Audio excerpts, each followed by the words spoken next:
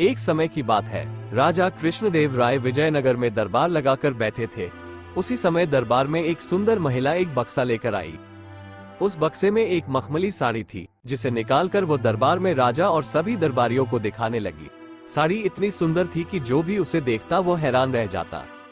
महिला ने राजा से कहा कि वो ऐसी ही सुंदर साड़ी बनाती है। उसके पास कुछ कारीगर हैं जो अपनी गुप्त कलाओं से इस साड़ी की बुनाई करते हैं।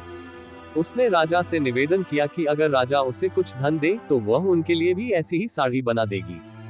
राजा कृष्णदेव राय ने महिला की बात मान ली और उसे धन दे दिया। महिला ने साड़ी तैयार करने के लिए 1 साल का समय मांगा। इसके बाद वो महिला साड़ी बुनने वाले अपने कारीगरों के साथ राजा के महल में रहने लगी और साड़ी की बुनाई करने लगी। इस दौरान उस महिला व कारीगरों के खाने पीने से लेकर तमाम खर्चे राजमहल ही उठाता था। इसी तरह 1 साल का समय निकल गया।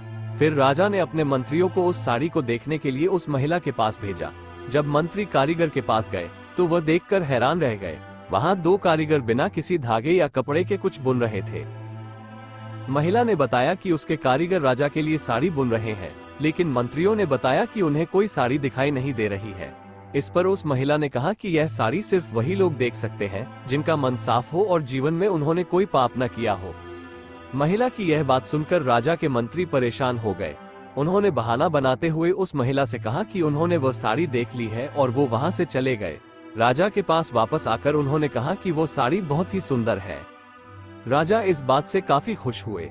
अगले दिन उन्होंने उस महिला को वह साड़ी लेकर दरबार में हाजिर होने का आदेश दिया। वो महिला एक बक्सा लिए हुए अपने कारीगरों के साथ अगले दिन दरबार में आ गई। उसने दरबार में बक्सा खोला और सबको साड़ी दिखाने लगी। दरबार में बैठे सभी लोग बहुत हैरान थे, क्योंकि राजा समेत किसी भी दरबारी को कोई साड़ी नहीं दिखाई दे रही थी।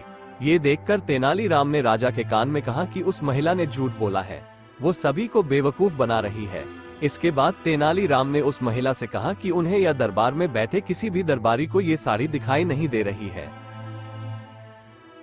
तेनालीराम की यह बात सुनकर महिला ने कहा कि यह साड़ी सिर्फ उसी को दिखाई देगी जिसका मन साफ होगा और उसने कोई पाप न किया हो। महिला की इस बात को सुनकर तेनालीराम के मन में एक योजना आई।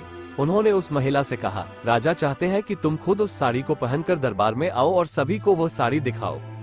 तेनालीराम की यह बात सुनकर वह महिला राजा के सामने माफी मांगने लगी। उसने राजा को सब सच सच बता दिया कि उसने कोई साड़ी नहीं बनाई है, वो सबको मूर्ख बना रही थी। महिला की बात सुनकर राजा को बहुत गुस्सा आया। उन्होंने उसे जेल में डालने की सजा सुना दी। लेकिन जब उस महिला ने बहुत विनती की तो उन्होंने उसे छोड़ दिया और माफ करके उसे जाने दिया। साथ ही राजा ने तेनालीराम की